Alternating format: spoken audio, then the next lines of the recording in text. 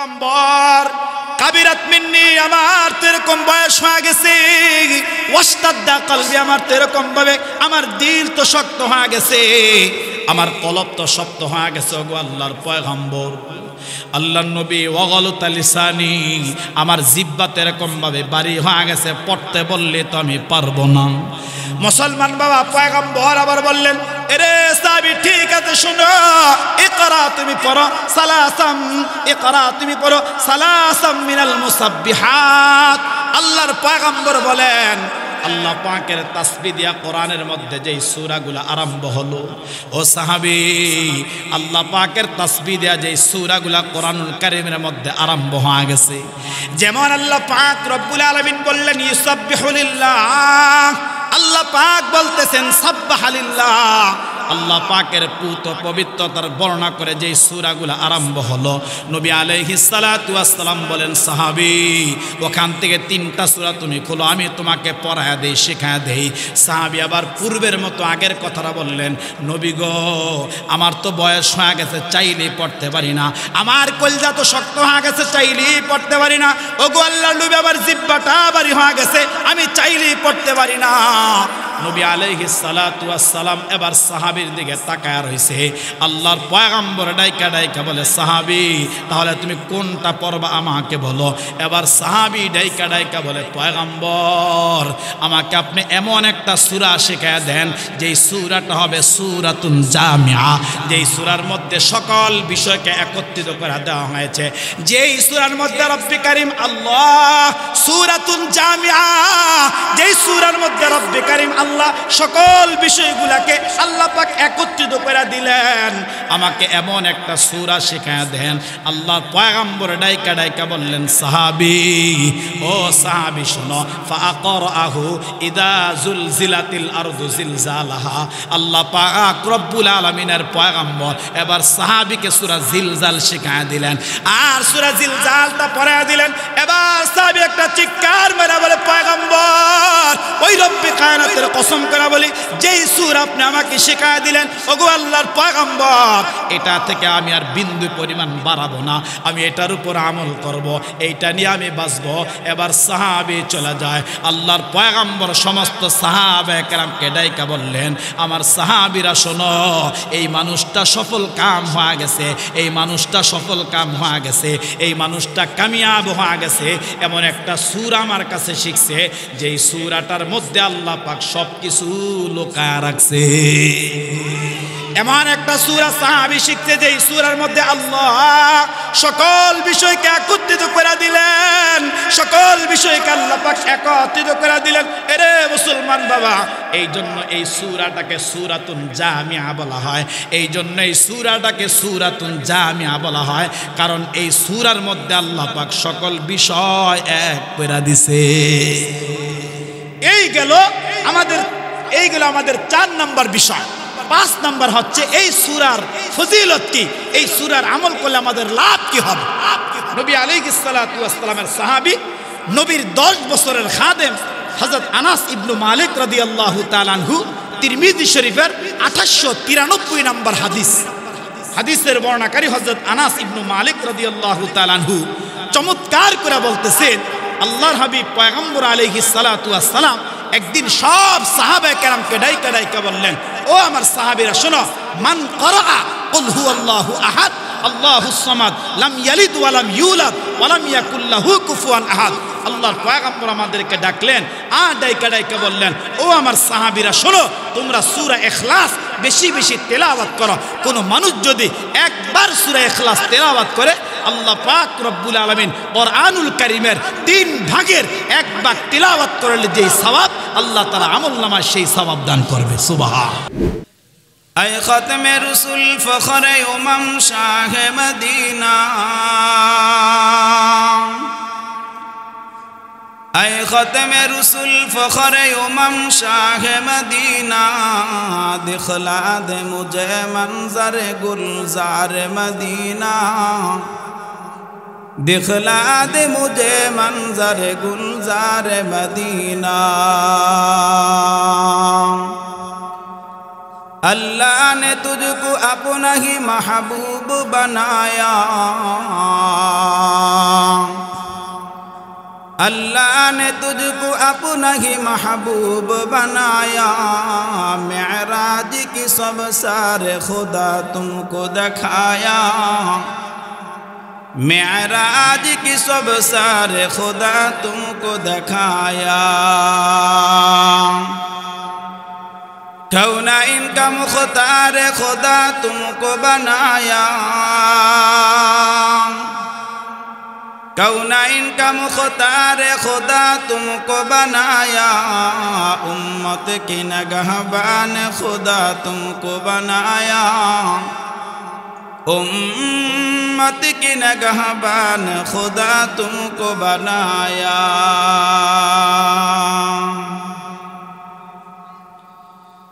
सुब्हानक ला इल्म लना इल्ला मा अल्लमतना इन्नका अंतल अलीमुल हकीम। रब्बि इश्रह ली सदरी व यस्सिर ली अमरी वहलुल उक़दतम मिन लिसानी यफ़क़हू क़ौली।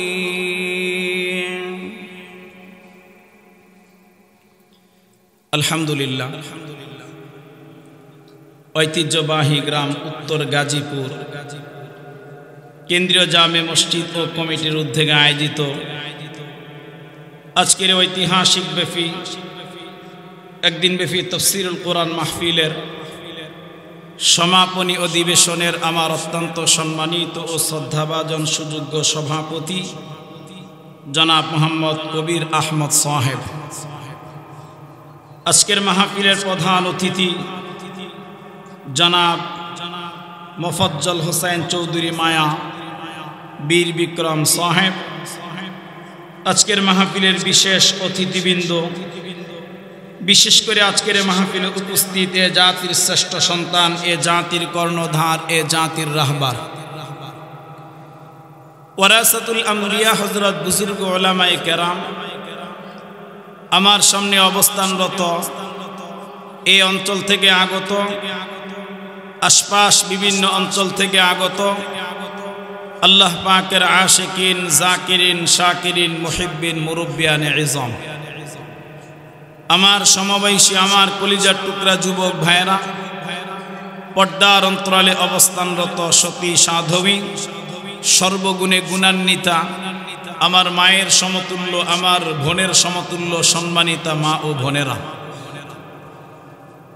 মহান আল্লাহ রব্বুল ইজ্জাহ ওয়াল জালালের দরবারে অসংখ্য অগণিত শুকর ও সুজুদ যে মহান রব্বুল ইজ্জাহ ওয়াল জালাল আপনাকে আমাকে এই ফিতনার জমানায়, ফাসাদের জমানায় আল্লাহ তাআলা দুনিয়ার দুনিয়াবি সমস্ত ঝামেলা থেকে, দুনিয়ার দুনিয়াবি সমস্ত জায়েজ নাজায়েজ, হালাল হারাম কাজকর্ম থেকে আল্লাহ তাআলা আপনাকে আমাকে বিরত করে, ফারেক করে আজকের একদিন ব্যাপী ঐতিহাসিক তাফসীরুল কোরআন মাহফিলের প্যান্ডেলের ভিতরে সামিয়ানার নিচে আল্লাহ তাআলা আসার এবং বসার আমার মতো অযোগ্যকে আপনাদের সামনে কিছু কথা বলার মতো তৌফিক যে মালিক দান করলেন, এই জন্য সেই মহান রব্বুল আলামিনের দরবারে আমরা প্রত্যেকেই দিল থেকে এমনভাবে একবার কালিমাতুশ শুকর আদায় করব যেন আপনার আমার কালিমাতুশ শুকরের আওয়াজ প্রথম আকাশ,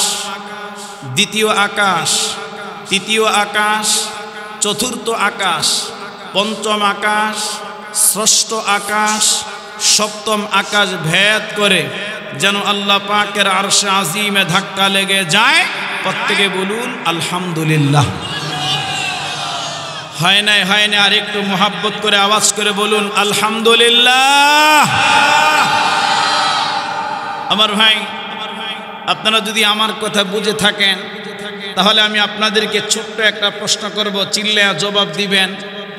এই যে এতগুলা নিয়ামতের কথা বললাম, আর এতগুলা নিয়ামতের কথা বলার পরে আমরা সকলেই সম্মিলিতভাবে একত্রিত হয়া আমাদের গলার আওয়াজকে উঁচু করে আমাদের মালিকের দরবারে কালিমাতুশ শুকর আদায় করতে গিয়ে আলহামদুলিল্লাহ পড়লাম।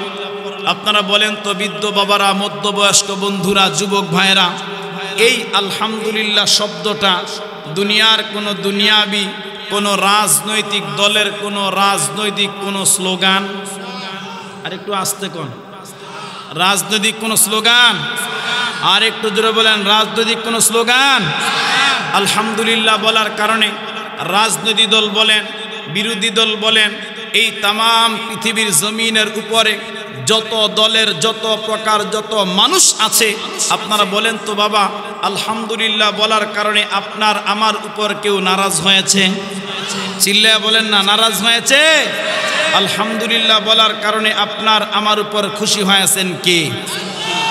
একটু মুখটা ভরে খুলে আওয়াজ করে ডাকদা বলেন না কে?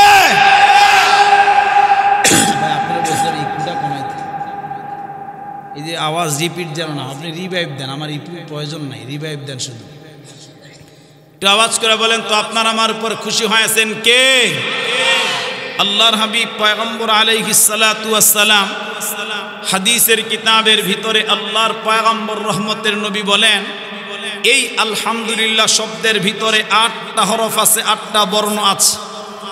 আল্লাহর কোনো বান্দা, আল্লাহর কোনো বান্দি যদি আল্লাহর পক্ষ থেকে নেয়ামত পায়, আর ওই নেয়ামতের শুকর আদায় করতে গিয়া বান্দা যখন তার 2 ঠোঁটের মাঝখান ছোট্ট এই জবান ধারা একবার যখন বান্দা কালিমাতুশ শুকর আদায় করতে গিয়া আলহামদুলিল্লাহ পড়বে, নবী আলাইহিস সালাতু ওয়াস সালাম বলেন, এই আলহামদুলিল্লাহ শব্দের 8টা হরফের এক একটা হরফের বদলায় আল্লাহ তাআলার বানানো, আল্লাহ তাআলার সাজানো, আল্লাহ তাআলার গোছানো 8টা বেহেশতের দরজা তার জন্য খুইলা দেওয়া হয়। রাসূল আকরাম সাল্লাল্লাহু আলাইহি ওয়াসাল্লাম তিরমিজি শরীফের হাদিসের কিতাবের ভিতরে আল্লাহর পয়গম্বর রহমতের নবী বলেন, ওয়াকাদ জাহজাহা নাফসাহু আনিন নার, আমার উম্মতের যেই সমস্ত বান্দা এবং বান্দিরা আমার আল্লাহর পক্ষ থেকে নেয়ামত পায়, আর ওই নেয়ামতের শুকর আদায় করতে গিয়া বান্দা যখন তার ছোট্ট জবানটা দিয়া একবার বলবে আলহামদুলিল্লাহ, নবী আলাইহিস সালাতু ওয়াস সালাম বলেন, 1 নম্বরে আল্লাহ পাক রব্বুল আলামিন ওই বান্দার লফজকে, 2 নম্বরে ওই বান্দার দিলকে, 3 নম্বরে ওই বান্দার আত্মাকে আলহামদুলিল্লাহ বলার সাথে সাথে আল্লাহ পাক তার জাহান্নামের আগুন থেকে মুক্ত করে দিবে। তাহলে বলেন তো বাবা, আলহামদুলিল্লাহ বলার কারণে আমাদের লাভ হয়েছে না লস? তো আওয়াজ করে বলেন না, লাভ হয়েছে না লস? লক্ষ কোটি দরুদ ও সালাম আল্লাহর সৃষ্টির প্রধান আকর্ষণ, বিশ্ব সভার সভাপতি, বিশ্ব মানবতার মুক্তির দিশানি, সাইয়্যিদুল মুরসালিন, ইমামুল মুরসালিন, খাতামান নবিয়্যিন, রহমাতাল লিল আলামিন, নবী মুহাম্মদুর রাসূলুল্লাহ সাল্লাল্লাহু আলাইহি ওয়াসাল্লামের উপর। আমার ভাই, আমি লম্বা চূড়া কোনো ভূমিকা দিব না, আর লম্বা চূড়া ভূমিকা দেওয়ার অভ্যাসও আমার নাই। আপনারা লিফলেটের মধ্যে দেখেছেন আমাকে একটা বিষয় নির্ধারণ করা দেওয়া হয়েছে, আর আমার সেই বিষয়টা হচ্ছে কিয়ামতের ভয়াবহতা ও হাসরের মাঠ।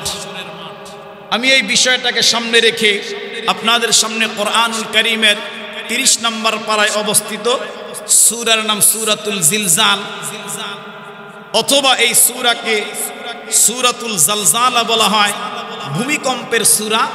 কোন কোন তাফসীরকারক তার তাফসীরের মধ্যে লেখছে এই সূরাকে সূরাতুন জামিআও বলা হয়। সুবহানাল্লাহ কোন। আমি আপনাদের সামনে এই ভূমিকম্পের সূরা, সূরা জিলজাল বা সূরা জালজালা তেলাওয়াত করেছি।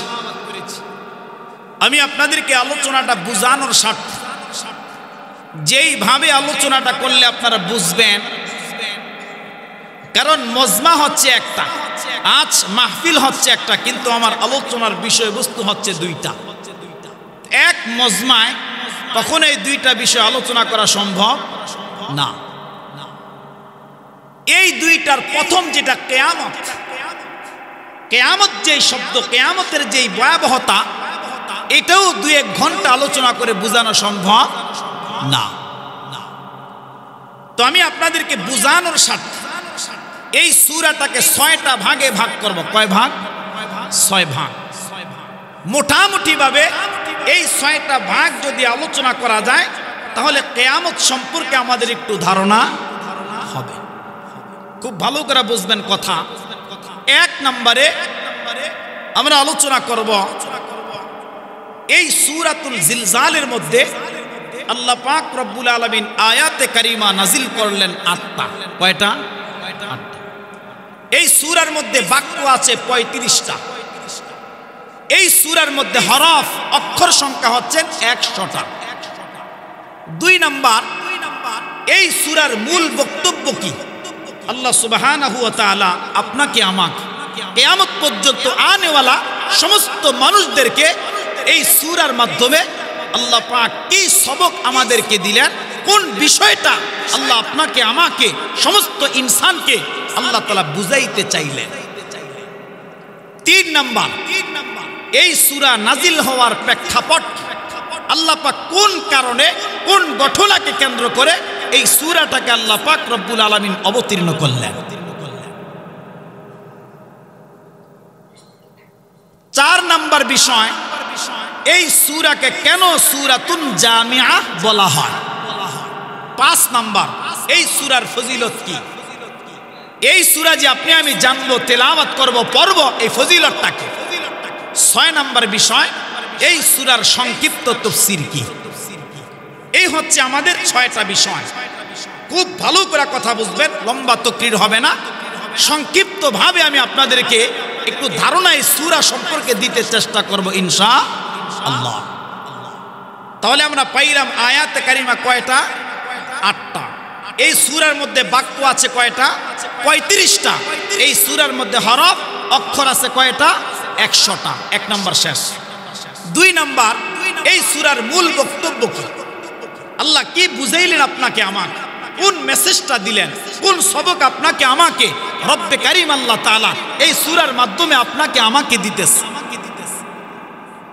আল্লাহ পাক রব্বুল আলামিন বড় চমৎকার করে বললেন। তাফসীরের কিতাবের ভিতরে মুফাসসিরিনে কেরাম বলেন, কিয়ামতের আগে মহান রব্বে কারীম আল্লাহ এই গোটা বিশ্ব তামাম কায়নাতের সব কিছুকে আল্লাহ পাক রব্বুল আলামিন ধ্বংস করে দিবে। আর কিয়ামতের আগে আল্লাহ পাক রব্বুল আলামিন এই গোটা পৃথিবীটাকে আল্লাহ পাক প্রবল কম্পনে আল্লাহ তাআলা পুরা জমিনটাকে আল্লাহ পাক প্রকম্পিত করে দিবে। এমন একটা নাড়া হবে, এমন একটা কম্পন হবে, আল্লাহ সুবহানাহু ওয়া তাআলার পয়গম্বর বলে সেদিন কোনো পাহাড় থাকবে না, কোনো দূর এরকম বিশাল বড় বড় ইমারত থাকবে না, কোনো দালান কোঠা থাকবে না, এরকম কোনো গাছপালা তরুলতা কিচ্ছু থাকবে না। সব কিছুকে আল্লাহ পাক রব্বুল আলামিন নিষ্পেষিত করে দিবেন, সমতল ভূমিতে রূপান্তরিত করে দিবেন। মহান রব্বুল আলামিন এই জমিনকে যেদিন নাড়া দিবেন, কোনো উঁচা আর নিচা থাকবে না, সব কিছুকে আল্লাহ তাআলা নিষ্পেষিত করে দিয়া আল্লাহ সুবহানাহু ওয়া তাআলা পুরা জমিনটাকে আল্লাহ পাক সমতল ভূমিতে রূপান্তরিত করবে। কখন? কিয়ামতের আগে। কিয়ামতের আগে। ইবনে হাতিম আব্দুল্লাহ ইবনে আব্বাস রাদিয়াল্লাহু তাআলা আনহু থেকে এই কথার উদ্ধৃতি দিয়েছেন যে এই নাড়াটা, এই কম্পনটা একেবারে 7 তবক জমিনের নিচ থেকে আরম্ভ হবে। আর এই কম্পনটা এত ভয়ঙ্কর হবে যে মানুষ এটা কল্পনা কইরা কখনো চিন্তা করতে পারবে না যে আল্লাহ সুবহানাহু ওয়া তাআলা কেমন একটা কম্পন দিবেন, যেদিন জমিনটা প্রবলভাবে এই জমিনটা প্রকম্পিত হবে। আয় মানুষ তখন টের পাবে যে আল্লাহ সুবহানাহু ওয়া তাআলা এই জমিনকে এমনভাবে নাড়াইবেন, আর মানুষ তখন বুঝবে যে আসলে কিয়ামত আমাদের নিকটে চলে আসছে। এটা 1 নাম্বার বিষয়। 2 নাম্বার, 3 নাম্বার, এই সূরাকে কেন আল্লাহ পাক নাজিল করলেন, কোন ঘটনাকে কেন্দ্র করে আল্লাহ পাক রব্বুল আলামিন এই সূরাকে অবতীর্ণ করলেন। নবী আলাইহিস সালাতু ওয়াস সালামকে বিভিন্ন সময় মক্কার কাফেররা বিভিন্ন শব্দে এবং বাক্যে নবী আলাইহিস সালাতু ওয়াস সালামকে প্রশ্ন করতেন, মুহাম্মদ বলো কিয়ামত কখন হবে, মুহাম্মদ বলো কিয়ামত কবে হবে। তারা কখনো কখনো বলতেন ইয়াসআলু আইয়ানা ইয়াউমুল কিয়ামা, মুহাম্মদ বলো যে কিয়ামত কখন হবে। আবার কখনো কখনো তারা বলতেন ওয়ায়াকুলুনা মাতা হাযাল ওয়াদু ইন কুনতুম সাদিকিন। এইভাবে নবী আলাইহিস সালামকে প্রশ্ন করতেন যে মুহাম্মদ বলো কিয়ামত কখন হবে, বলো কিয়ামত কখন হবে। আল্লাহ পাক রব্বুল আলামিন ওই বেঈমানদের প্রশ্নের জবাবে নবী আলাইহিস সালাতু ওয়াস সালামের উপরে আল্লাহ পাক রব্বুল আলামিন এই সূরা জিলজালটা নাজিল করে আল্লাহ তার রাসূলকে জানায় দিলেন, ও আমার দোস্ত, আপনি তাদেরকে জানায় দেন ইদা জুলজিলাতিল আরদু জিলজালাহা, আপনি তাদেরকে জানায় দেন প্রচণ্ড কম্পনে এই জমিনটা যেদিন প্রকম্পিত হবে সেদিন বুঝবা কিয়ামত কখন হবে, আর সেদিন বুঝবা কিয়ামত কখন হয়। সেদিন বুঝবা যেদিন জমিনটা প্রবলভাবে এরকম প্রচণ্ড কম্পনে প্রকম্পিত হবে, সেদিন বুঝবা কিয়ামত কখন হয়, সেদিন বুঝবা কিয়ামত কখন হবে। এটা কখন হবে? আল্লাহর হাবিব সাল্লাল্লাহু আলাইহি ওয়াসাল্লাম বলে, যেদিন জমিনটা প্রবলভাবে প্রকম্পিত হয়ে নাড়া দিবে, সেদিন কিয়ামত সংঘটিত হয়ে যাবে। ওই দিনে আল্লাহ সুবহানাহু ওয়া তাআলা এই জমিনটা ধ্বংস করে দিবেন, আসমান ধ্বংস করে দিবেন, চন্দ্র সূর্য ধ্বংস করে দিবেন, তারকা রাজি ধ্বংস করে দিবেন। এই ঘটনাকে কেন্দ্র করে আল্লাহ পাক সূরা জিলজালটাকে নাজিল করলেন। সুবহান। এবার আসেন 4 নাম্বার বিষয়। 4 নাম্বার বিষয়, এই সূরাকে কেন সূরাতুন জামিআহ কেন বলা হয়? এই প্রসঙ্গে আবু দাউদ শরীফের 1399 নম্বর হাদিস, হাদিসের বর্ণনাকারী আব্দুল্লাহ ইবনে আমর রাদিয়াল্লাহু তাআলা আনহু, তিনি নবী আলাইহিস সালাতু ওয়াস সালামের একজন জলিলুল কদর সাহাবী, তিনি বলতেছেন, আতা রাজুলুন রাসূলুল্লাহ সাল্লাল্লাহু আলাইহি ওয়াসাল্লাম ফাকালা আকরিনি ইয়া রাসূলুল্লাহ। নবী আলাইহিস সালাতু ওয়াস সালামের সাহাবী আব্দুল্লাহ ইবনে আমর রাদিয়াল্লাহু তাআলা আনহু, তিনি আল্লাহর পয়গম্বরের দরবারে বৈশা তিনি বলতেছেন যে আমি একদিন দেখলাম আল্লাহর রাসূলের দরবারে একজন সাহাবী আসলেন, আর নবীজির কাছে আইসা আল্লাহর রাসূলকে বললেন, ওগো আল্লাহর পয়গম্বর, আমি কোরআনুল কারীমের তেলাওয়াত শিখতে চাই, কোরআন পড়া শিখতে চাই। ওগো আল্লাহর পয়গম্বর, আপনি আমাকে কোরআন পড়া শিখায়া দেন। সুবহানাল্লাহ। আরে মুসলমান বাবা, খুব ভালো করে কথাগুলা দিল দিয়া বুঝবেন। এ বাবা, নবী আলাইহিস সালাতু ওয়াস সালামের সাহাবী হযরত আব্দুল্লাহ ইবনে আমর রাদিয়াল্লাহু তাআলা আনহু বলেন, আমি আল্লাহর পয়গম্বরের দরবারে একজন সাহাবীকে আসতে দেখলাম। ওই সাহাবী পয়গম্বরের দরবারের মধ্যে আসলেন, নবী আলাইহিস সালাতু ওয়াস সালামকে ডাইকা বললেন, পয়গম্বর, আমি আল্লাহ পাকের কালামটা পড়তে চাই, আল্লাহ পাকের কোরআনটা শিখতে চাই। ওগো আল্লাহর পয়গম্বর, আপনি আমাকে আল্লাহ তাআলার কালামটাকে শিখায়া দেন। নবী আলাইহিস সালাতু ওয়াস সালাম সাহাবীকে বললেন, ঠিক আছে ও সাহাবী, তুমি বসো, আমি তোমাকে আল্লাহর কোরআনটা শিখায়া দেই। এরে মুসলমান বাবা, এরে যুবক ভাই, পর্দার অন্তরে আমার মা খুব ভালো করে কথাগুলা দিলের কান লাগায়া বুঝবান। এবার পয়গম্বর সাহাবীকে ডাইকা বলেন, ইকরা, তুমি পড়ো, সালাসাম মিন জাওয়াতি আলিফ লাম রা। এরে আমার সাহাবী, তুমি পড়ো, কোরআনুল কারীমের মধ্যে আলিফ লাম রা দিয়া যেই সূরাগুলো আল্লাহ পাক নাজিল করলেন, ওখান থেকে 3টা সূরা তুমি খোলো, আমি তোমাকে 3টা সূরা পড়ায়া দেই। মুসলমান বাবা, তখন সাহাবী ডাইকা বলে, পয়গম্বর, কাবিরাত সিন্নি, ওগো আল্লাহর নবী, আমার বয়স হয়ে গেছে, আমার বয়স বাইরা গেছে। ওয়াস্তাদ্দা কলবি, পয়গম্বর, আমার হৃদয়টা তো শক্ত হয়ে গেছে। ওয়াগালুতা লিসানি, আর আমার জিহ্বাটা ভারী হয়ে গেছে। আপনি পড়তে বললি তো আমি পড়তে পারবো না, এটা আমার জন্য বড় কঠিন। আল্লাহর নবী, আপনি চাইলি তো আমি পড়তে পারবো না। আপনারা আওয়াজ করে বলেন তো বাবা, আমাদের মধ্যে এরকম গুণগুলা বলেন তো আছে না নাই? মুসলমান বাবা, নবী আলাইহিস সালামকে বললেন, পয়গম্বর, আমার জন্য কষ্ট হয়ে যাবে গো নবী, কারণ আমার জিহ্বাটা ভারী হয়ে গেছে, আমার বয়সটা বেশি হয়ে গেছে, আমার এরকম ভাবে আমার দিলটা, আমার হৃদয়টা বড় শক্ত হয়ে গেছে। আল্লাহর পয়গম্বর, আপনি চাইলে, আপনি বললি তো আমি পড়তে পারবো না গো নবী। এবার নবী আলাইহিস সালাতু ওয়াস সালাম বললেন, সাহাবী, ঠিক আছে, পড়া দরকার নাই, ঠিক আছে সাহাবী। দ্বিতীয়বার পয়গম্বর বললেন, ইকরা, তুমি পড়ো, সালাসাম মিন জাওয়াতি হামিম। আল্লাহর পয়গম্বর আবার বললেন, সাহাবী, হামিম দিয়া কোরআনুল কারীমের মধ্যে আল্লাহ পাক যে সূরাগুলা নাজিল করলেন, ওখান থেকে তুমি কোরআনুল কারীমটা খোলো, 3টা সূরা খোলো সাহাবী, 3টা খোলো, আমি পয়গম্বর তোমাকে 3টা সূরা শিখায় দেই। সাহাবী আবার ডাইকা বলে, পয়গম্বর, কাবিরাত মিন্নি, আমার তো এরকম ভাবে বয়স হয়ে গেছে, ওয়াস্তাদ্দা কলবি, আমার হৃদয় তো শক্ত হয়ে গেছে, ওয়াগালুতা লিসানি, আমার জিহ্বা তো ভারী হয়ে গেছে, আপনি পড়তে বললি তো আমি পড়তে পারবো না। এখান থেকে আমি আপনাদেরকে একটা মাসআলা হল করায় দেই, এখান থেকে আমি আপনাদেরকে একটা তত্ত্ব হল করায় দেই। এরে মুসলমান বাবা, মুফাসসিরিনে কেরাম এখান থেকে একটা ব্যাখ্যা লিখলেন। আমরা এতটুকু বুঝতে পারলাম যে কোরআনুল কারীম শেখার জন্য শৈশবে দরকার, কারণ শিশুবেলায় কোরআন না শিখলে বড় হলে কিন্তু কোরআন শেখার জন্য বড় বিপদের মধ্যে পড়া লাগবে। কথা কন না কে? কারণ এখন এই কথার দ্বারা এটাই বোঝা গেল যে শৈশবেই আমাদের কোরআন শিক্ষা করা দরকার।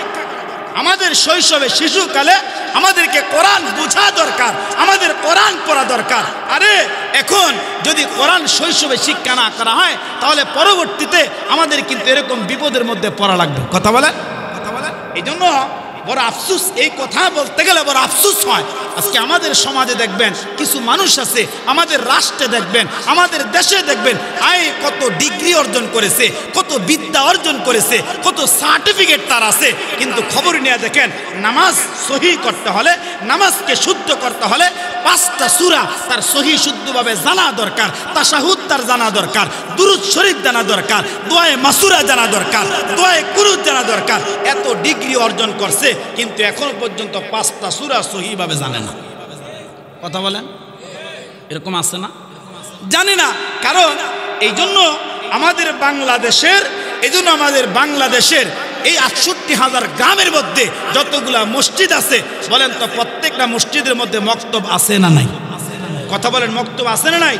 এই যে সকালবেলা এই মক্তব যদি আমাদের সমাজের মসজিদে, মক্তব যদি আমাদের এলাকার মসজিদে না থাকতো, আরে জানাজা কিভাবে পড়তে হয়, আরে সুন্নত তরিকা কিভাবে জানাজা পড়া লাগে, এটাও মুসলমানের বাচ্চা কখনো জানতো না। কথা কয় না? আমি মিথ্যা কথা বলতেছি এখানে? কথা কন, মিথ্যা বলতেছি? ছোট কালেই এজন্য কোরআন শিক্ষা করা দরকার। আমার নামাজকে সহি করতে হলে, আমার ইবাদতকে সহি করতে হলে, আমার বন্দেগীকে সহি করতে হলে, আমার আমলকে সহি করতে হলে, তাহলে আগে আমাকে ইলম শিখতে হবে। কারণ আল্লাহ পাক রব্বুল আলামিন কোরআনুল কারীমের 21 নম্বর পারা, সূরার নাম সূরাতুল আনকাবুত, 45 নম্বর আয়াতের তাফসীরের ভিতরে আল্লামা কাজী সানাউল্লাহ পানিপতি রহমতুল্লাহি আলাইহি তাফসীর মাজহারির মধ্যে লিখছে যে 1 নম্বরে এই আয়াতের মধ্যে আল্লাহ আগে সমস্ত মাখলুকাতকে আল্লাহ ইলম শিখাইছে, ইলমের পরে আল্লাহ পাক রব্বুল আলামিন বলছে বান্দা আমল করো।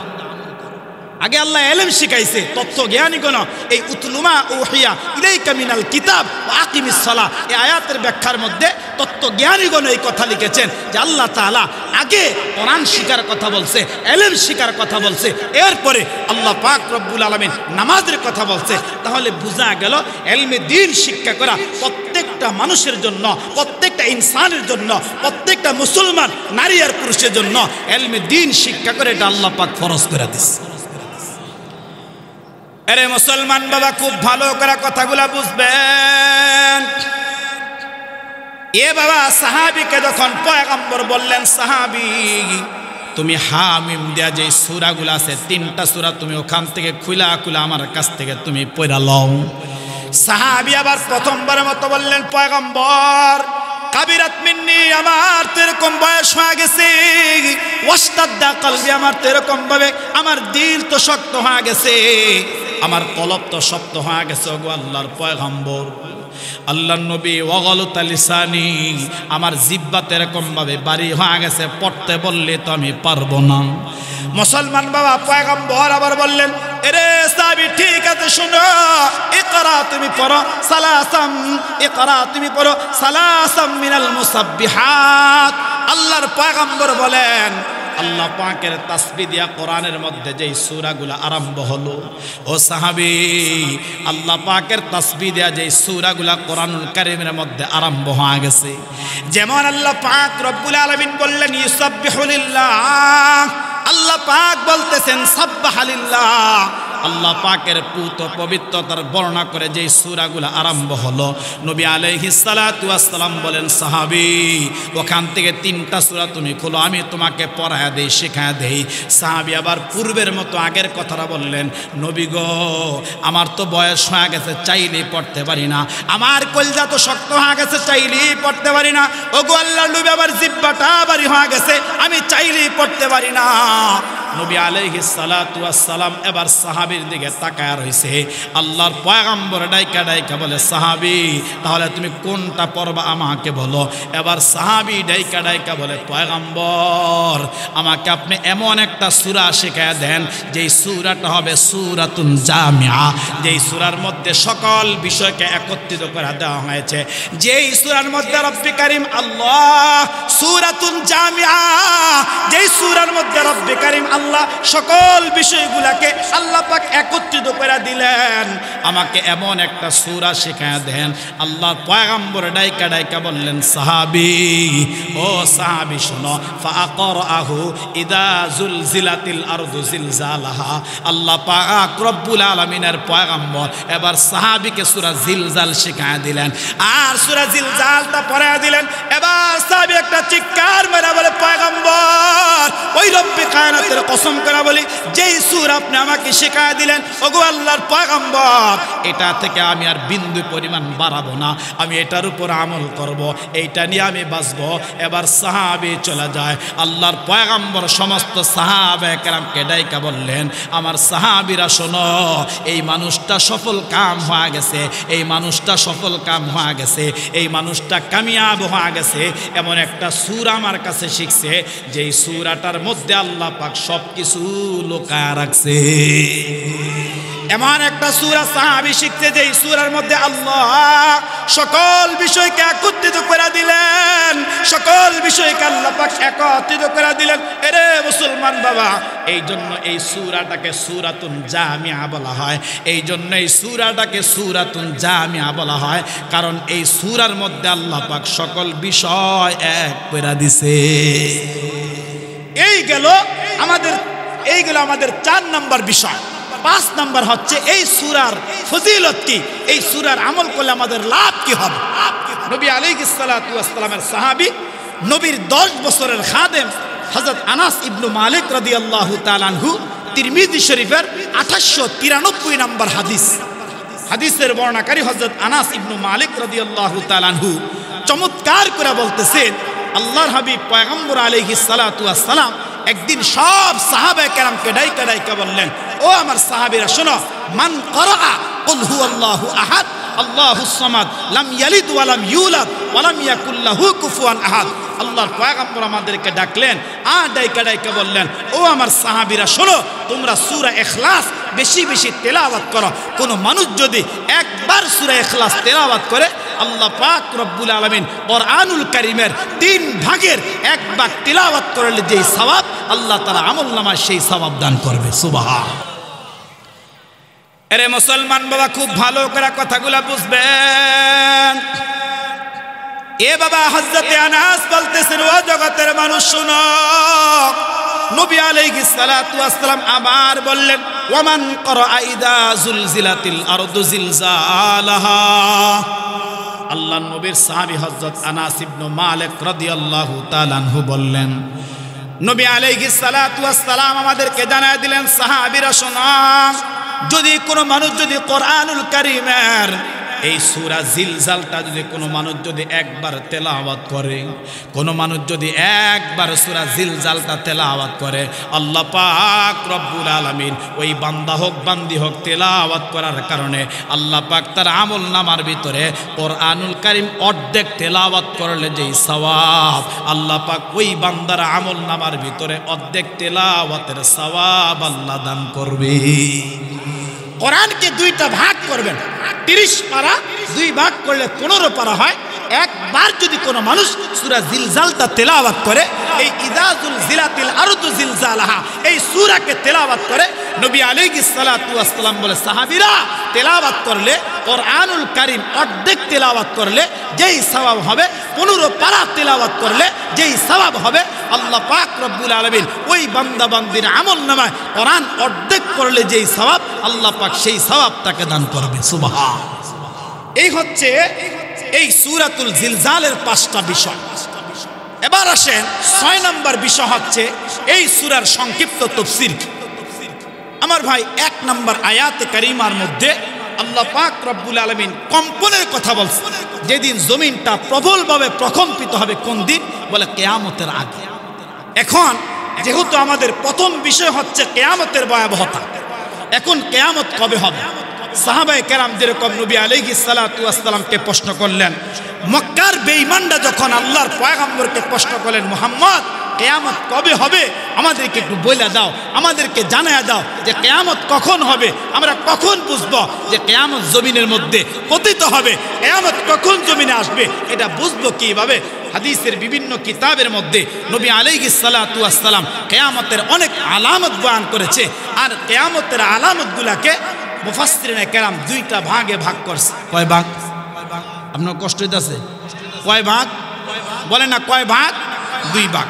উম্মতের মুহাদ্দিস আর মুফাসসিররা বলে এই 2 ভাগের মধ্যে একটা ভাগ হচ্ছেন আলামতে কুবরা, বড় বড় আলামত যেগুলা এই জমিনের মধ্যে প্রকাশ হয়ে গেলে আর এই জমিন স্থির থাকবে না, জমিনের মধ্যে জাহের হয়ে গেলে, প্রকাশ হয়ে গেলে আর আকাশ ঠিক থাকবে না, সব ফানা ফানা হয়ে যাবে, সব ধ্বংস হয়ে যাবে। সেদিন কিয়ামত কায়েম হয়ে আবার সব মানুষগুলা ইসরাফিলের 3য় সিংহায় ফুৎকারে পড়ে সব মানুষগুলা মাটি ফাইটা, মাটির বুক চিরা চিরা উইটা সব মানুষগুলা সেদিন হাসরের ময়দানে দাঁড়ায় যাবে। 1 নম্বর আলামতে কুবরা, বড় বড় আলামত। 2 নম্বর হচ্ছে আলামতে সুগরা, ছোট ছোট আলামত। হাদিসের কিতাব গাইটা গাইটা আমি 13টা আলামত আমি আপনাদেরকে প্রাথমিক পর্যায়ে এগুলো ব্যাখ্যা করার সময় নাই, যেহেতু আলোচনা লম্বা, শুধু আপনাদেরকে একটু টাচ দিয়া যাব যে এই আলামতগুলা বর্তমানে এই জমিনের মধ্যে আসলেই প্রকাশ হয়েছে কিনা, নাকি আলামতের অপেক্ষায় আছি। না না না, নবী আলাইহিস সালাতু ওয়াস সালাম এই হাদিসের শেষ অংশে বলেছেন, আল্লাহর পয়গম্বরের সাহাবী হযরত আবু হুরায়রা রাদিয়াল্লাহু তাআলা আনহু বলেন, এই 13টা আলামতের প্রত্যেকটা আলামত এখন বর্তমানে এই জমিনের মধ্যে প্রকাশ হয়ে গেছে। এখন আমরা পরবর্তী অধ্যায়ের অপেক্ষায় আছি, পরবর্তী অধ্যায়ের অপেক্ষায় আছি। কখন এরকম আলামতে কুবরা এই জমিনের মধ্যে প্রকাশ পাবে? আলামতে কুবরা যখন প্রকাশ হবে পুরা জমিনটা ফানা ফানা হয়ে যাবে, পুরা জমিনটা ধ্বংস হয়ে যাবে। এরকমভাবে এক জমিন ধ্বংস হবে না, 7 তবক জমিন ধ্বংস হবে, 7 তবক আসমান ধ্বংস হয়ে যাবে, পাহাড় ধ্বংস হয়ে যাবে, চন্দ্র সূর্য গ্রহ নক্ষত্র যাহা কিছু আছে সব কিছু আল্লাহ পাক রব্বুল আলামিন ধ্বংস করে দিবে। এখন আমি এখান থেকে আপনাদেরকে একটা ফারাক বুঝাই, তফাৎ বুঝাই। এই আলামতে কুবরা আর আলামতে সুগরার পার্থক্য কি? কেন মুফাসসিরগণ এই 2টাকে কেন পার্থক্য করলেন? আমার ভাই, এখন আমরা এখানে যারা আছি, আপনারা একটা কথার জবাব আমাকে দেন তো। আজকে আমরা এখানে যারা আছি, আমাদের যারা যেই গুনাহ হয়েছে, আমাদের যারা যেই পাপাচার হয়েছে, আমরা যদি আমাদের গুনার কথাগুলো মনে কইরা লজ্জিত হয়ে আল্লাহর কাছে যদি তওবা করি, আপনারা বলেন তো আল্লাহ কি আমাদেরকে মাফ করবে না? কথা বলে না, করবে না? কিন্তু এই জমিনের মধ্যে যখন কিয়ামতের বড় আলামতগুলা যখন প্রকাশ পাবে, আল্লাহ সুবহানাহু ওয়া তাআলা প্রকাশ পাওয়ার সাথে সাথে আল্লাহ পাক তওবার দরজাকে বন্ধ করে দিবে। মানুষ আর চাইলো তওবা করলে তার তওবা কবুল হবে না। কিন্তু ছোট ছোট যে আলামতগুলো আছে এগুলা প্রকাশ হয়ে গেলে, এগুলা জাহের হয়ে গেলে, এগুলা সমাজের পরতে পরতে ঢুইকা গেল, তওবার দরজা ওপেন থাকবে, তওবার দরজা খোলা থাকবে।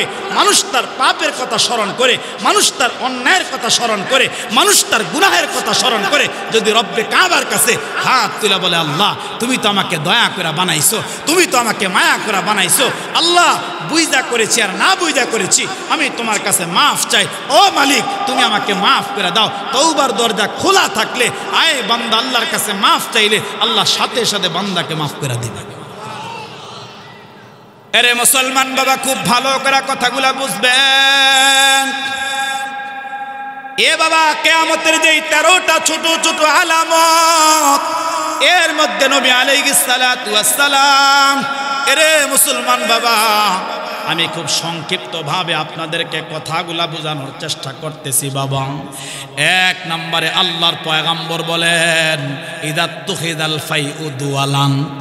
নবী আলাইহিস সালাতু ওয়াস সালাম বলতেছেন, এরে উম্মত শোনা শোনা, যখন নাকি মানুষ গনিমতের মালকে, এরে মুসলমান বাবা, যখন মানুষ গনিমতের মালকে নিজের মাল মনে করবে, নবী আলাইহিস সালাতু ওয়াস সালাম বলে উম্মত তখন তুমি কিয়ামতের অপেক্ষায় থাকো। যখন সমাজের মানুষগুলা গনিমতের মালগুলাকে নিজের মাল মনে করবে, তখন তোমরা কিয়ামতের জন্য উম্মত তোমরা অপেক্ষা করো। মুসলমান বাবা, এখান থেকে আমি আপনাদেরকে শোনাই গনিমতের মাল কাহাকে বলে। এ বাবা, বর্তমানে রাষ্ট্রের যে সম্পদগুলো আছে ওই সম্পদগুলো কিন্তু গনিমতের মালের অন্তর্ভুক্ত। এরে মুসলমান বাবা, যতক্ষণ পর্যন্ত গনিমতের মালগুলা বন্টন না হবে ততক্ষণ পর্যন্ত রাষ্ট্রের যেরকমভাবে যুদ্ধ সংগঠিত হয় ওই যুদ্ধলব্ধ মুজাহিদের অংশ কিন্তু বাবা তার মধ্যে থাকে। নবী আলাইহিস সালাতু ওয়াস সালাম বলে এই জন্য কোনো মানুষ যদি রাষ্ট্রের গনিমতের মাল থেকে একটা জুতার ফিতাও যদি না বইলা নেয়, ওই মানুষটা যেন জাহান্নামের আগুনের ফিতা তার গায়ের মধ্যে লাগাইল। এক নাম্বার, যখন গনিমতের মালকে নিজের মনে করবে, যখন গনিমতের মালকে নিজের মনে করবে তখন তোমরা কিয়ামতের অপেক্ষা করো। আমার ভাই, এখান থেকে আরো কয়েকটা কথা আপনাদের বোঝা দরকার, এগুলো আমাদের জানা দরকার, এগুলা জানার পরে আমাদের মানা দরকার।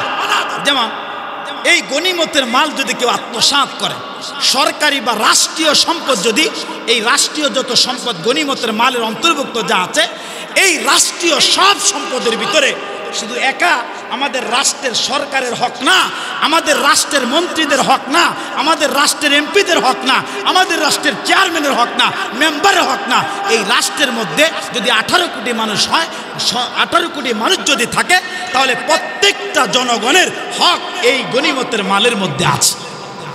কথা কন না কি আপনারা? আছে না কি? এটা কি শুধু সরকারের, এমপি মন্ত্রীদের, চেয়ারম্যান মেম্বারের না, সমাজের প্রত্যেকটা আদনা সে আদনা, চাই একটা মুচি হোক, চাই একটা কুলি হোক, চাই একটা দিনমজুর হোক, সে যত গরনার লোক হোক না কেন, প্রত্যেকটা মানুষের এই আমানতের মালের মধ্যে তার হক আছে। এখন যারা আমানতের মাল লুণ্ঠন কইরা জায়গায় জায়গায় বাড়ি করে ফেলছে, সরকারি কোষাগার থেকে সম্পদ চুরি কইরা যারা বিলাতে বাড়ি বানাইছে, তারা জনগণের সম্পদ চুরি করছে। কথা কন না আপনারা? এই ব্যক্তির মাল চুরি করলে, বুঝেন কথা, ব্যক্তির মাল চুরি করলে আপনি ব্যক্তির কাছে ক্ষমা চায়া তার মাল পৌঁছায় দিলে মাফ পাওয়ার একটা আশঙ্কা আছে। কিন্তু যারা জনগণের টাকা চুরি করছে, যারা জনগণের সম্পদ চুরি করছে, তারা রাষ্ট্রের সম্পদ চুরি করছে, আপনি কয়জনের থেকে মাপ নেবেন? আপনি রাষ্ট্রের 18 কোটি মানুষ যদি থাকে, কয়জনের থেকে মাপ নেবেন? আয় বান্দা, এখানেও মুফাসসিরিনে কেরাম দুইটা সূরত বলে দিছে মাপ নেওয়ার জন্য। এক নম্বর সূরত হচ্ছে যেই মাল চুরি করা হয়েছে ওই সব মাল রাষ্ট্রীয় কোষাগারের মধ্যে এরকম জমা দিবে, আর এরকম ভাবে আল্লাহ তাআলার কাছে তওবা করবে, তাহলে রব্বুল আলামিন তাকে মাফ করে দেওয়ার আশঙ্কা আছে। এখন আমি এখান থেকে যুবক ভাই যারা আসছেন, যুবক ভাইদেরকে কয়েকটা কথা শোনাই। আমরা অনেকে আছি রাষ্ট্রের সম্পদকে চুরি করে ব্যবহার করি। যেমন আমাদের দেশে তেলের খনি আছে, আমাদের দেশে গ্যাসের আছে, কয়লার আছে, বিদ্যুতের এই সমস্ত খাত আছে না? এই যে শীতের মৌসুম চলতেছে আমাদের দেশের, আমি আজকেও আসার সময় কয়েকটা জায়গার মধ্যে দেখে আসছি যে শীতের দিন আসলে যুবক ভাইরা ব্যাডমিন্টন খেলেন আপনাদের দেশে? আসেনি এটা? কথা কন নাকি? আসে না? এই ব্যাডমিন্টন খেলতে গিয়া কোনো মানুষ কি বলেন তো, কোনো যুবক কি তার বাড়ির থেকে কারেন্টের লাইন টানে? কথা কয় না। কোথায় থেকে টানে? কারেন্টের মেইন লাইন থেকে তারের মাধ্যমে এরকম আংটা লাগায়া ওখান থেকে ঝুলাইয়া তারপর ব্যাডমিন্টন খেলে। খোদার কসম যুবক, তুমি কিয়ামতের আদালতে, এটা জনগণের হক তুমি নষ্ট করেছ। কিয়ামতের আদালতে রব্বে কাবার সামনে দাঁড়ায়া এই জনগণের বিদ্যুৎ চুরি করার কারণে আল্লাহর আদালতে দাঁড়ায়া তোমাকে সেদিন কারেন্টের জন্য হিসাব দেওয়া লাগবে। যারা অবৈধভাবে গ্যাস এরকম নিচে দিয়া পাইপ দিয়া চুরি করে ব্যবহার করছে, তাদের আল্লাহর আদালতে দাঁড়াইতে হবে কি হবে না? কথা কন নাকি আপনারা? যারা পানি চুরি করছে, যারা দেশের সম্পদ চুরি করছে, বলেন তো আল্লাহর আদালতে দাঁড়ানো লাগবে কি লাগবে না? এক নাম্বার, নবী আলাইহিস সালাম বলে কিয়ামতের অপেক্ষা করো ইদা তুখিদাল ফাইউ দুয়ালান, যখন মানুষ গনিমতের মালকে নিজের মাল মনে করবে ও উম্মত, তখন তুমি কিয়ামতের অপেক্ষা করো। দুই নম্বরে নবী আলাইহিস সালাতু ওয়াস সালাম বলে ওয়াল আমানাতু মাগনামান, যখন আমানতের মালকে যখন গনিমতের মাল মনে করবা উম্মত, তখন তোমরা কিয়ামতের অপেক্ষা করো। এরে মুসলমান বাবা, খুব ভালো করে কথাগুলা বুঝবেন। এ বাবা, 2 নম্বরে পাইলাম ওয়াল আমানাতু মাগনামান। যখন নাকি মানুষ বাবা আমানতের মালকে গনিমত মনে করবে, এরে মুসলমান বাবা, তখন তুমি কিয়ামতের জন্য অপেক্ষা করো উম্মত। এখন আমাদের বুঝতে হবে বাবা, আমানতের মাল আবার কিভাবে আমরা গনিমত মনে করব। অনেক মানুষ আমাদের সমাজের মধ্যে আছে, এরে বাবা, অনেক এলাকার মধ্যে গেলে অনেক সময় হযরতরা বলেন, অনেক মুরব্বীরা বলেন, হযরত একটু হক নিয়ে আলোচনা করেন, মানুষ কিভাবে মানুষের হককে নষ্ট করে দেয়। আমাদের সমাজের মধ্যে বাবা দেখবেন কিছু মানুষ আছে, তার কাছে বিশ্বাস করে মানুষ টাকা আমানত রাখছে, তার কাছে বিশ্বাস করে মানুষ তার সম্পদ আমানত রাখছে, আর সম্পদকে এমনভাবে হেফাজত করছে, টাকাকে এমনভাবে হেফাজত করছে, ওই আমানতের সম্পদকে বাবা গনিমত মনে কইরা বান্দা খরচ করছে। বলেন আছে না? অন্যের টাকাকে নিজের মনে করে খরচ করে ফেলে। আয় টাকা চাইতে গেলে বলে কিসের টাকা, আরে কিসের টাকা চাও, কবে আমার কাছে তুমি টাকা রাখছো? বলেন এরকম কিছু জালিম সমাজে আছে না নাই? এই কথা কন না, আছে না নাই? আমাকে এক মুরব্বী, আমার এক মুসল্লি আমাকে গল্প শোনাইছে। গল্প, হুজুর ছোটবেলায় একেবারে ছোট ছিলাম, বাবা পড়ালেখা করে নাই, বুঝতে পারে নাই, আমাদের বাড়ির চাচার কাছে জমির দলিলগুলা বন্ধক রাখছে। চাচার কাছে জমির দলিল আমানত রাখছে, বন্ধক না, আমানত রাখছে, যে আমার সন্তানরা ছোট ছোট, আমি কখন মরে যাই, আমি মরে গেলে আমার ওয়ারিসকৃত সম্পদগুলা আমার সন্তানদেরকে বুঝাই দিও, এমন আমানতি রাখছে চাচায়। ওই সম্পদের যত দলিল আছে তাদেরকে না দিয়া সব দলিল সে নিজের নামে করে নিচ্ছে। বলেন আসেন এরকম? কথা কয় না, আসেন এরকম? হ্যাঁ, এখন আপনারা যারা বর্তমানে ইয়াং জেনারেশন আছেন, আমার মতো মধ্যবয়স্ক যুবক যারা আছেন, আপনি এটা বলতে পারবেন না, ওই বাবারা বলতে পারবে, ওই চাচারা বলতে পারবে। এরকম একটা সময় গেছে, সহজ সরল বাবাটায় এরকম ভাইয়ের কাছে রাখছে, ওই ভাই বাতিজাগো ঠকায়া সব জায়গা তার নিজের নামে দলিল করে লয়ে গেছে। আছে না? ওয়াল আমানাতু মাগনামান। নবী আলাইহিস সালাতু ওয়াস সালাম বলে, যখন আমানতকে গনিমত মনে কইরা আত্মসাৎ করবা, তখন তুমি কিয়ামতের অপেক্ষা করো। এরপরে নবী আলাইহিস সালাতু ওয়াস সালাম 3 নম্বরে আল্লাহর পয়গম্বর আলাইহিস সালাম বলে ওয়াজ যাকাতু মাগরামান। আমাদের সমাজে এরকম একটা সময় আসবে কিয়ামতের আগে, নবী আলাইহিস সালাতু ওয়াস সালাম বলে যে মানুষ যাকাত দেওয়াটাকে জরিমানা মনে করবে, যাকাত দেওয়াটাকে সেরকম বোঝা মনে করবে। বলেন তো এই সময়টা এখন আসছে কি আসে না?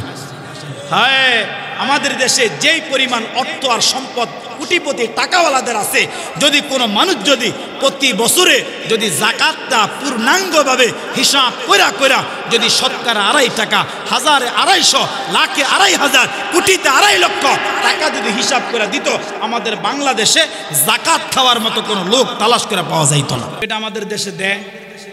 বলেন না বাবা, দেয়? হ্যাঁ দেয়, দেওয়ার কিছু সূরত আছে। যেমন আমাদের দেশে যাকাত দেওয়ার অনেক সূরত আছে, কোয়ালিটি আছে। আরে কিছু মানুষ আছে যাকাত দেয়, আর যাকাত দেওয়াটাকে সে ফ্যাশন বানায় নিচ্ছে। কিরকম? আমাদের দেশে, আপনার রাগ করতেছেন নি, আমাদের দেশের শিল্পপতিদের যাকাত দেওয়ার কয়েকটা নমুনা শোনাই। যেমন আমরা ঢাকা শহর থাকি, তো এরকম অনেক সময় দেখি মাইকে এলান করা হয় যে অমুক দিন অমুক এলাকার শিল্পপতি যাকাতের মাল বন্টন করবে।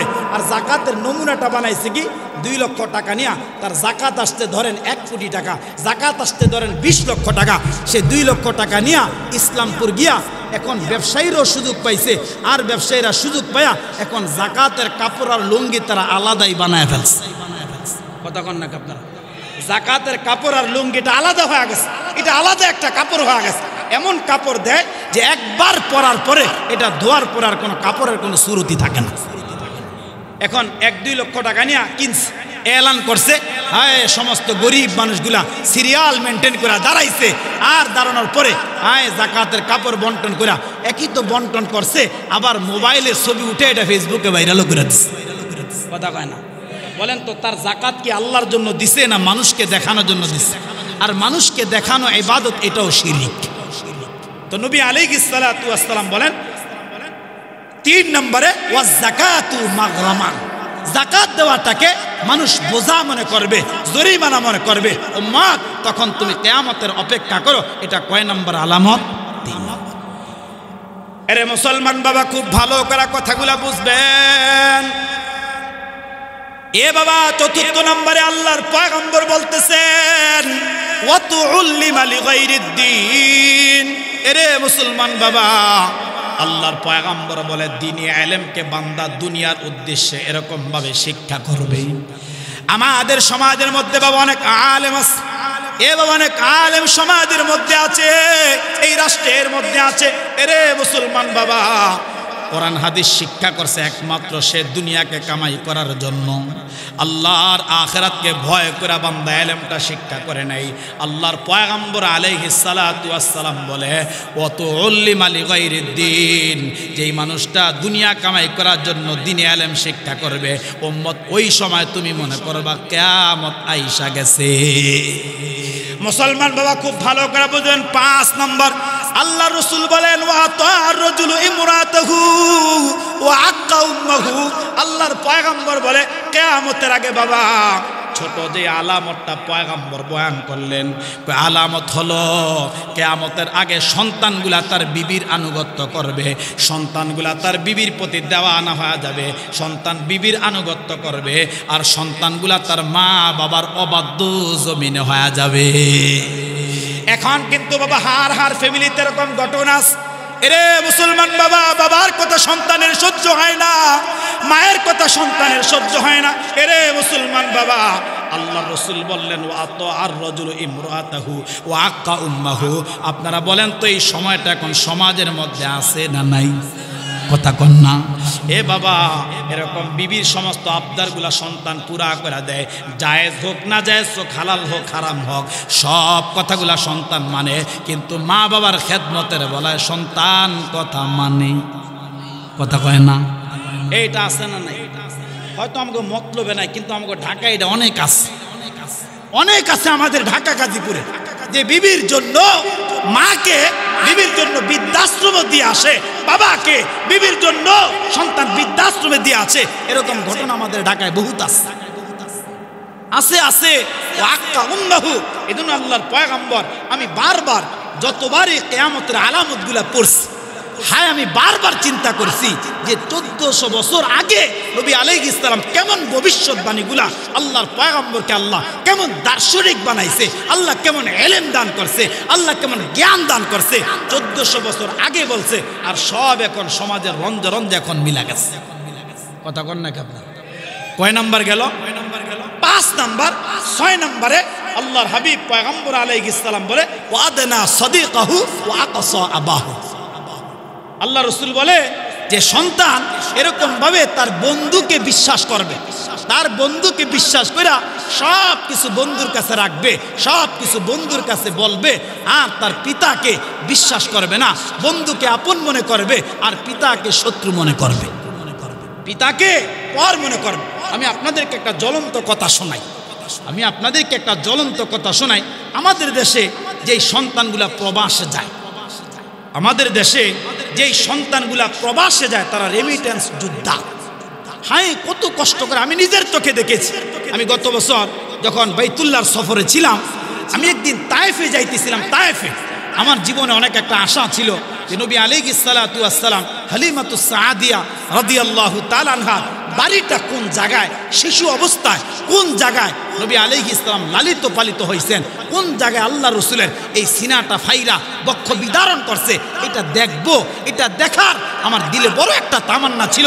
আর আরেকটা তামান্না ছিল যে আল্লাহর পয়গম্বর আলাইহিস সালাতু ওয়াস সালামকে ওই তায়েফবাসী পাথর মাইরা রসুলকে রক্তাক্ত কোন জায়গাটায় করছে, এটা দেখার জন্য আমার কলজাটা বড় বেকারার ছিল। তো যাইতেছিলাম, আমাদের গাড়ি চলতেছিল।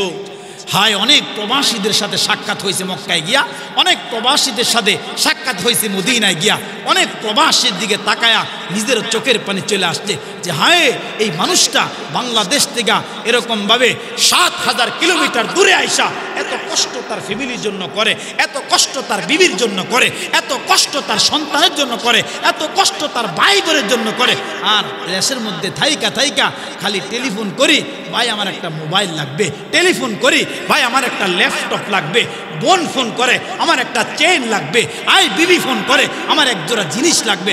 আরে চিন্তা করো আর বুঝো যে এই সন্তানটা প্রবাসের জিন্দগির ভিতরে কত কষ্টেই জানি সে আছে। আমার এক ছেলের সাথে সাক্ষাৎ হয়েছে, বলে হজরত আপনি বাংলাদেশ থেকে আসছেন, ইউটিউবে তো আপনার ওয়াজ শুনি, হজরত কি বলবো আপনাকে দুঃখের কথা, এত টাকা খরচ করে আসছি, এই যে দেখেন মরুভূমিতে আমার মালিক আমাকে ফালায়া চলে গেছে, আমার মালিক 15-20 দিন পর পর একবার পানি নিয়ে আসে, হোপস কিছু রুটি নিয়ে আসে, আমাকে দিয়ে আবার চলে যায়। হুজুর জনমানবহীন এলাকা, কোনো মানুষ নাই, এই উটগুলো আমাকে দিয়া গেছে, এই দুম্বাগুলো আমাকে দিয়া গেছে, এগুলা চড়ায় আর মাসে আমাকে বাংলাদেশের মাত্র 20,000 টাকা বেতন দেয়।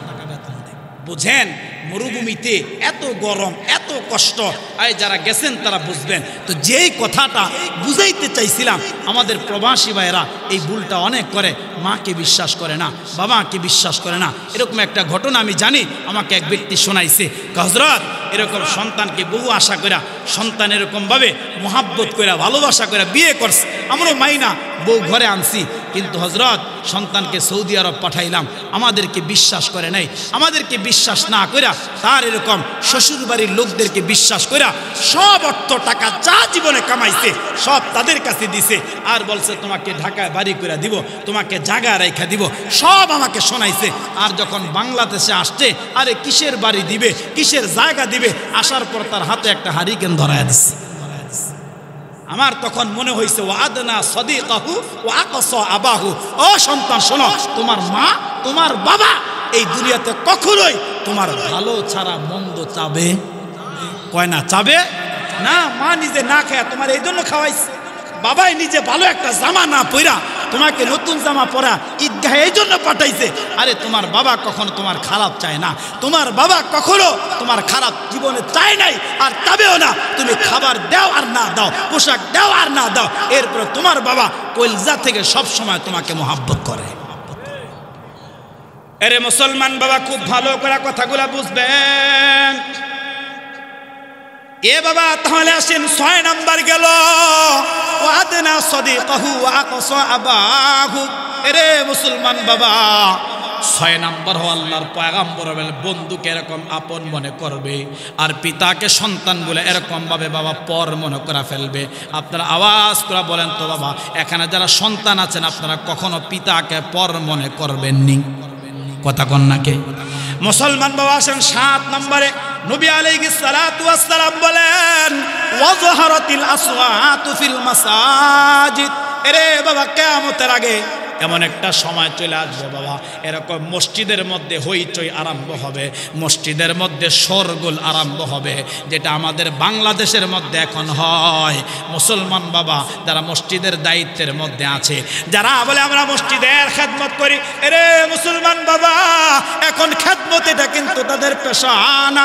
এরে মুসলমান বাবা, নবী আলাইহিস সালাতু ওয়াস সালাম বললেন, ওয়াজহারাতিল আসওয়াতু ফিল মাসাজিদ। এরকম মসজিদের দায়িত্ব নিয়ে ক্ষমতা দেখানোর জন্য মানুষ মসজিদে হইচই করবে। আর যখন তোমরা এটা দেখবা তখন কিয়ামতের অপেক্ষা করো। এ উম্মত তখন কিয়ামতের অপেক্ষা করো। নবী আলাইহিস সালাতু ওয়াস সালাম এরপরে 8 নম্বরে আল্লাহর পয়গম্বর বলেন, ওয়াসাদাল কবিলাতু ফাসিকুহুম। আল্লাহর পয়গম্বর বলে এরকম ধর্মহীন লোকেরা এক সময় তোমরা দেখবা কিয়ামতের আগে ধর্মহীন লোকেরা বাবা এরকম সমাজের নেতা হয়ে যাবে। যারা বিসমিল্লাহ পারে না, যারা সালামটাও পারে না। আপনারা দেখছেন যারা মোবাইল চালান, যারা ফেসবুক চালান, খবরও আপনারা দেখছেন আমাদের দেশে একজন খেলোয়াড় এমপি হয়েছে যে এরকম মঞ্চে দ্বারা বিসমিল্লাহটাও পড়তে পারে নাই, সালামটাও দিতে পারে নাই, আরে সেও এখন বর্তমানে সংসদে এমপি হয়ে গেছে। রসুল 1400 বছর আগে আল্লাহর পয়গম্বর বলে গেলেন, ওয়াসাদাল কবিলাতু ফাসিকুহুম। এরকম ধর্মহীন লোকেরা এক সময় সমাজের গোত্রপতি হয়ে যাবে। এরপর আসেন 9 নম্বরে আল্লাহর হাবিব সাল্লাল্লাহু আলাইহি ওয়াসাল্লাম 9 নম্বরে নবী আলাইহিস সালাতু ওয়াস সালাম বললেন, ওয়া কানা যাইমাল কওলি আরজালুহুম। এক সময় কিয়ামতের আগে আসবে এরকম যে অযোগ্য লোকেরা, নিম্ন শ্রেণীর লোকেরা তারা জাতির নেতৃত্বের আসনের মধ্যে বসে যাবে। হায়, এরকম হয়ে গেছে এখন অনেক সমাজে আছে, অনেক সমাজে এরকম আছে। অনেক জায়গায় গেলে মানুষ বলে হুজুর অতিষ্ঠ হয়ে গেছি, আর পারতেছি না। একটা জেনাখোর আজকে বিচার করে, একটা গাঁজাখোর আজকে বিচার করে, একটা মদখোর আজকে টাকা খায়া একজনের বিচার আরেকজনের ঘাড়ের মধ্যে চাপায়া দিচ্ছে। বলেন আছে না? 9 নম্বর ব্যাখ্যা করার লম্বা সময় নেই। 9 নম্বর নবী আলাইহিস সালাতু ওয়াস সালাম বলে, 9 নম্বর গেল। 10 নম্বর ওউক্রিমার রজুলু মাখাফাতা শাররিহি, কিয়ামতের আগে এরকম একটা সময় আসবে যে অনিষ্টতার ভয়ে মানুষ মানুষকে সম্মান করবে, অনিষ্টতার ভয়ে মানুষ মানুষকে ইজ্জত করবে। এই সময়টা এখন সমাজের মধ্যে চলতেছে। হ্যাঁ, এটা এখন চলতেছে। কারণ সমাজে গোত্রের যারা অধিপতি আছে, আপনার রাগ করেন না কথা, খোদার কসম কাউকে ব্যথা দেওয়ার জন্য বলি না, খোদার কসম কাউকে ইঙ্গিত করে বলি না, খোদার কসম কাউকে টার্গেট করে বলি না, একমাত্র আল্লাহ এবং তার রসুলকে খুশি করার জন্যই কথা বলতেছি, আর গুনাহ থেকে বাঁচানোর জন্য। কারণ আমি সেই বরিশাল থেকে এখানে আসি নাই, আমি পাবনা থেকে আসি নাই, আমি সিরাজগঞ্জ থেকে আসি নাই, আমিও কিন্তু আপনাদের এই এলাকার সন্তান, আপনাদের পাশাপাশি এলাকার সন্তান। শুধু বাবা গুনাহ থেকে বাঁচানোর উদ্দেশ্যে আল্লাহর কসম, ওয়াল্লাহি আল্লাহর কসম, শুধু গুনাহ থেকে বাঁচানোর উদ্দেশ্যে কথাগুলো বলতেছে। ওউক্রিমার রজুলু মুখাফাতা শাররিহি, এটা এখন চলতেছে যে একজন সমাজের অধিপতি আছে। আরে সম্মান দুই প্রকার। কয় প্রকার? কথা কয় না, কয় প্রকার? দুই প্রকার। একটা মানুষ হৃদয় থেকে করে, মহাব্বত করে, প্রেম করে, ভালোবাসা করে, আর আরেকটা মানুষ তার অনিষ্টতার ভয়ে মানুষ সে তার ক্ষতি করবে এই ভয়ে। বর্তমানে ম্যাক্সিমাম মানুষ ভয়ে ভয়ে এখন মানুষকে ইজ্জত করে সালাম দেয়, আছে না? হায়, নবী আলাইহিস সালাতু ওয়াস সালাম আজ থেকে 1500 বছর আগে আল্লাহর পয়গম্বর এই কথা বলে গেলেন।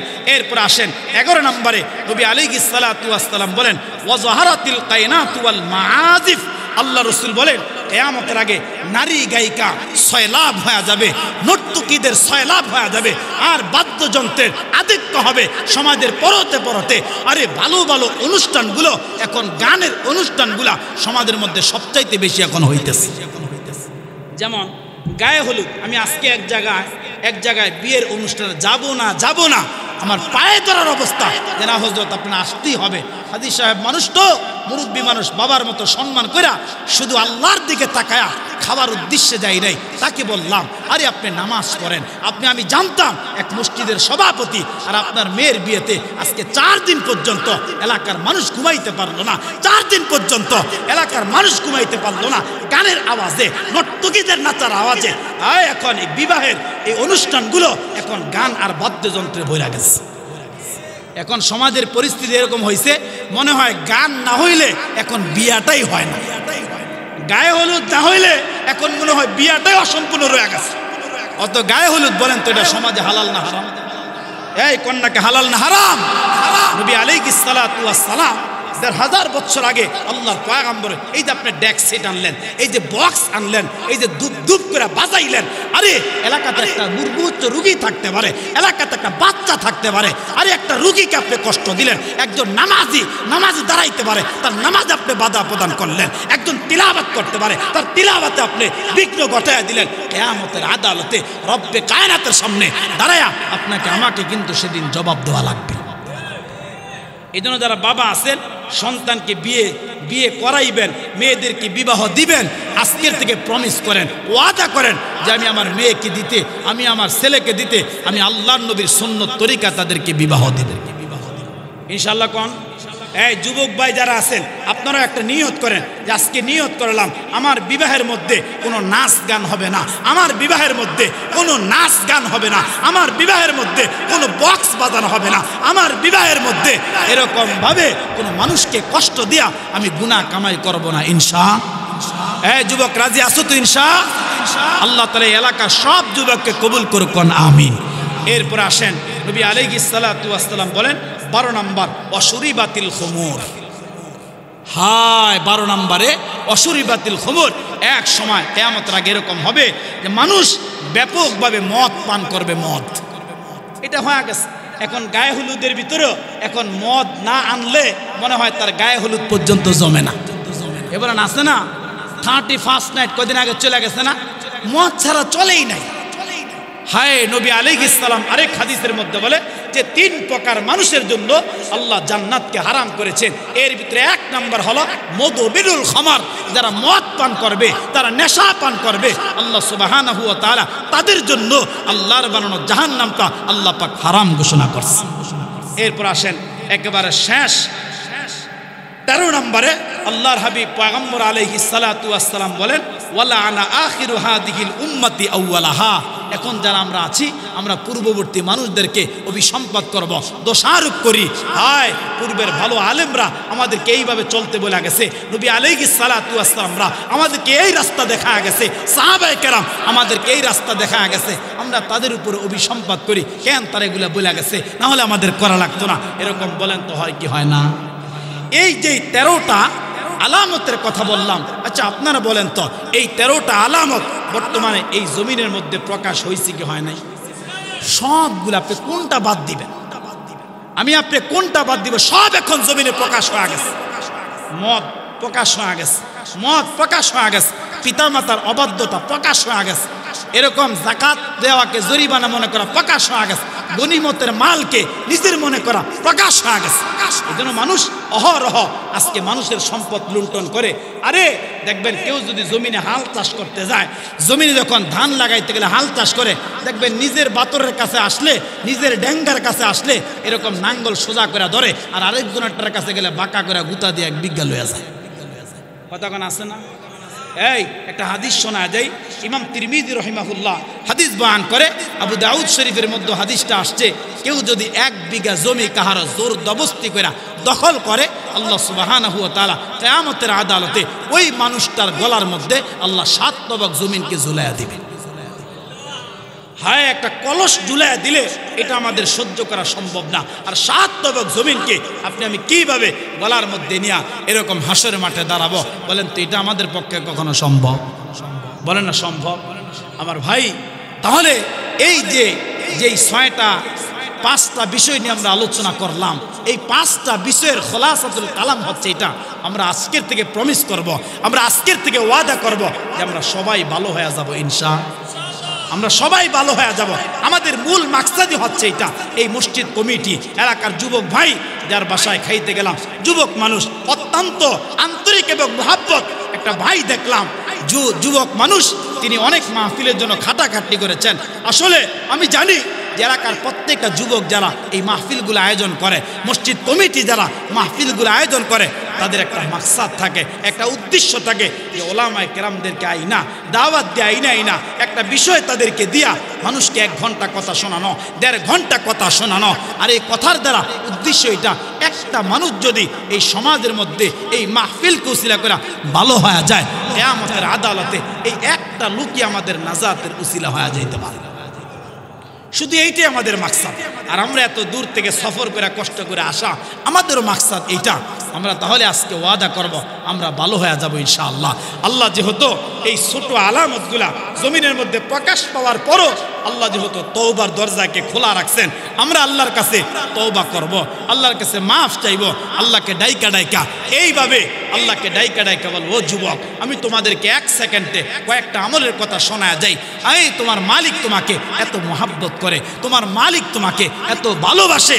আরে যে জমিনের কথা বললাম, ইযা জুলজিলাতিল আরদু জিলজালাহা, এই হাসরের ময়দানে 4 প্রকার মানুষের আলোচনা করছে যে 1 নম্বরে এই জমিনটা আপনার আমার ব্যাপারে আল্লাহর কাঠগড়ায় দাঁড়ায়া সেদিন সাক্ষী দিবে, কারণ জমিনটা আমাদের মূল, জমিন থেকে আমাদের সৃষ্টি, আবার জমিনে যাইতে হবে, জমিন থেকে আমাদের রিজিক হচ্ছে, জমিন থেকে আল্লাহ সুবহানাহু ওয়া তাআলা হাজার হাজার খনিজ সম্পদকে এই জমিন থেকে আমাদের জন্য বাহির করে দিতেছে, আমাদের নাপাক বর্জ্যগুলা জমিন এরকম হজম করে নিতেছে।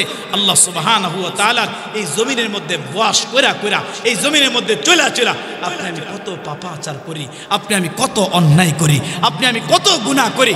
জমিনটা আল্লাহকে ডাইকা বলে, আল্লাহ তোমার বান্দা তোমার দেওয়া জমিনের ফসল খায়, তোমার দেওয়া জমিনের ফল খায়, আল্লাহ তোমার নাফরমানি করে, একটা বার শুধু আল্লাহ আমাকে ওয়ার্ডার করো, একটা বার শুধু হুকুম করো, আল্লাহ আমি 2টা বাঘ হইয়া এই জালিমটাকে আমার পেটের মধ্যে আই না একটা চাপ দেই, আল্লাহ তাকে হালাক করে দেই, তাকে ধ্বংস করে দেই।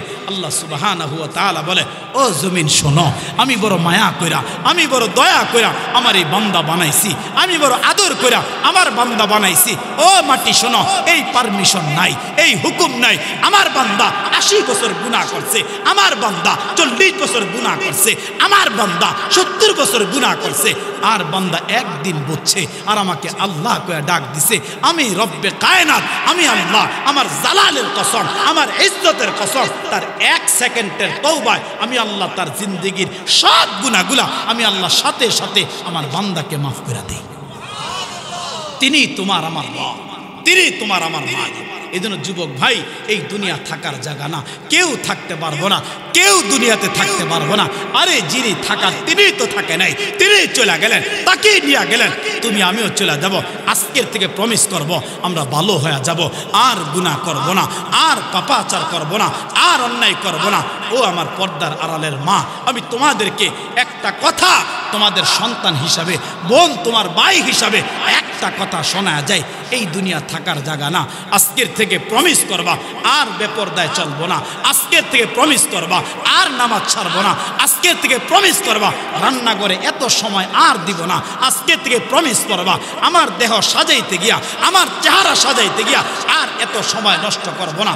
আজকের থেকে প্রমিস করবা আমি যতদিন বাঁচবো আমি আল্লাহর হুকুম মানবো, আমি নবী আলাইহিস সালাতু ওয়াস সালামের তরিকা মোতাবেক চলবো, আমি আমার রবের হুকুম মতে চলবো, আমি আমার নবীর তরিকা মতে চলবো। আরে আপনার বিয়ের সময় আপনার এরকম সব কিছুতে নবীর সুন্নাহকে অনুসরণ করব। যুবক ভাই যারা আছো, তোমার চুলের কাটিং এর মধ্যে নবী আলাইহিস সালামের সুন্নাহ রাখবা, তোমার জামার মধ্যে নবী আলাইহিস সালামের সুন্নাহ রাখবা, তোমার পোশাকের মধ্যে নবী আলাইহিস সালামের সুন্নাহ রাখবা, তোমার খাবারের মধ্যে নবী আলাইহিস সালামের সুন্নাহ রাখবা, তোমার রাস্তায় হাঁটার মধ্যে নবী আলাইহিস সালামের সুন্নাহ রাখবা। পারবো তো ইনশাআল্লাহ? বলেন পারবো তো ইনশাআল্লাহ? হাত তুলে আল্লাহর দেখায় নারে তাকবীর, নারে তাকবীর। কেউ হাত নামাবেন। আল্লাহ, আমরা আজকে যেই কথাগুলা শুনলাম, আল্লাহ যেই কথাগুলা শুনলাম, আল্লাহ আমাদের সবাইকে এই কথাগুলোর উপর আমল করার তৌফিক দাও না, আমিন। আল্লাহ এই কথাগুলা মাইনা আল্লাহ দুনিয়ার জিন্দেগি আমাদেরকে সাজানোর তৌফিক দাও না, আমিন। আল্লাহ আজকের থেকে আমাদেরকে গুনাহ বর্জন করার তৌফিক দাও না, আমিন। আল্লাহ এই মাহফিলকে কবুল করে নাও না, আমিন। আল্লাহ এই মসজিদকে কবুল করে নাও না, আমিন।